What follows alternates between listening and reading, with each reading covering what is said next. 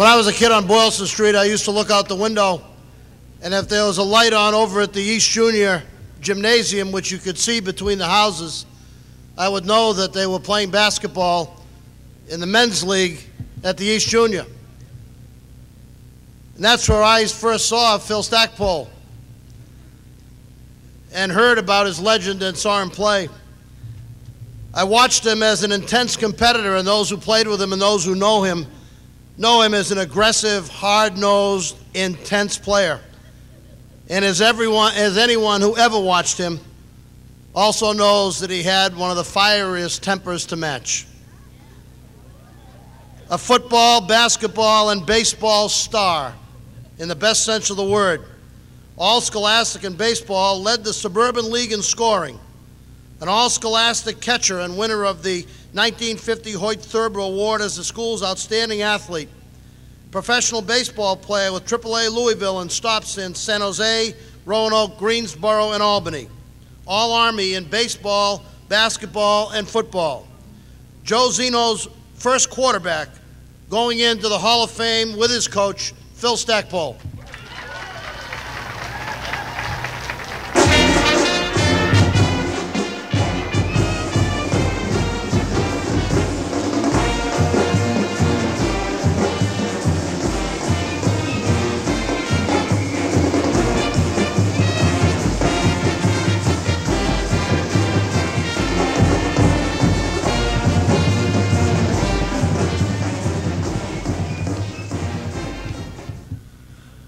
They're leaving me up here all alone. I don't know what to do. Andrew, I've read Mein Kampf quicker than you did your little presentation. But I loved every bit of it. You know, it's... I haven't changed. I still look just like that.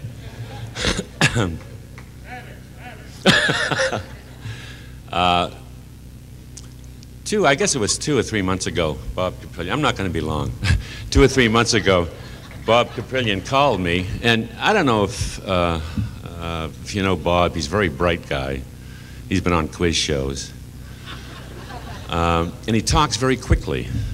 So frankly, it really disheartens me to say that I'm very disappointed being up here right now, because I thought when he first called that he said I was elected to the Watertown High School Academic Hall of Fame.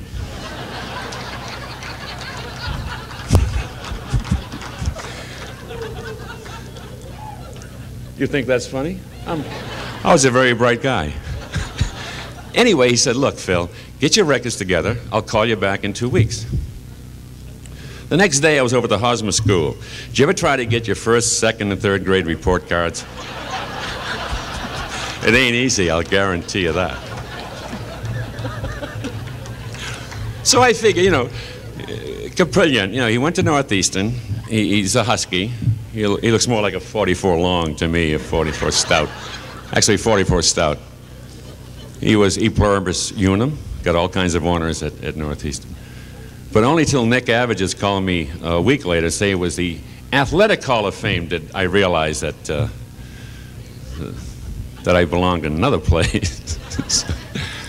I was told to keep it short, and I have a very important thing to do tonight, and that is talk about a coach that I really loved and respected. But I was asked by one of my former ball players or teammates, Frank Fitzpatrick, just to relate a few stories. He thinks they're funny. He thinks they're true. So I have to put my glasses on because I made a few notes. Do you have to talk into this thing? Okay. They said I was a three-sport star. A lot of that stuff I sent them wasn't true. It was a lot of but how else? And I want to thank my family for recommending me to the Athletic Hall because nobody else would. I thought I should have been a charter member. But speaking of my family, it's very heartening to know that I've lived in Winchester for 32 years, and I've raised 6 kids, along with my wife, who was the class wit of the class of 50. She's going to be up here to tell you some funny things as soon as I finish.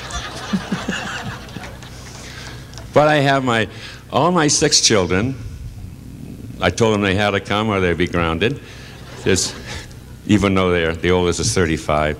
But Philip, Susan, Peter, Jeff, Allison, and Cindy. I love them all, and my wife Alice, of course. But not only that, but Alice's family finally accepted me. There's about 75 cousins over there who paid $25 to come and watch this. This is incredible.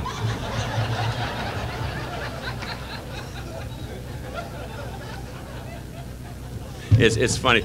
Frank, I'm going to tell some stories, Frank, but I'm going to tell them very quickly.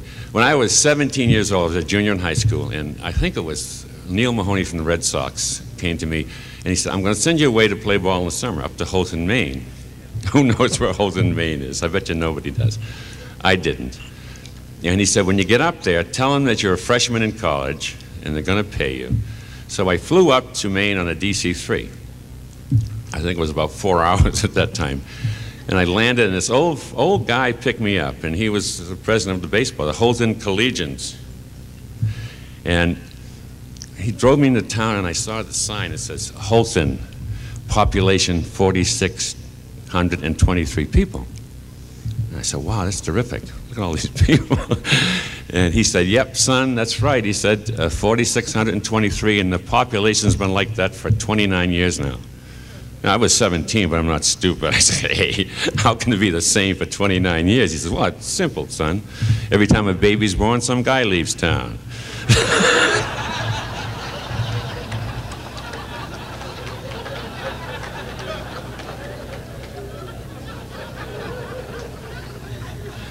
Then I graduated from high school, and they kept sending me up to play ball in Canada and Maine. But then I started a professional career in baseball.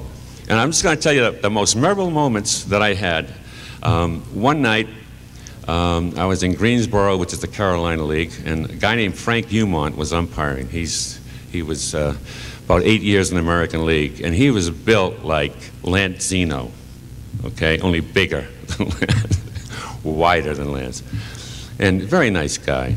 And we had a guy named Bob Adebato that made Clemens look like a softball pitcher. This guy could throw, as they say. He really could fire. And he would get it up.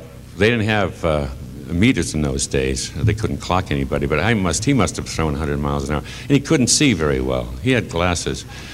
And we used night signs. That was a fastball, and that was a curve. And, you know, who couldn't see that from 60 feet? Adebato couldn't see that from 60 feet. And he, in the past, had hit me in the mask. He'd crossed me up. He hit me in the throat a couple of times. So this one particular night, Frank Umont is umpiring, and he's kind of straddling. His face is right next to mine, and he's got sideways. And I called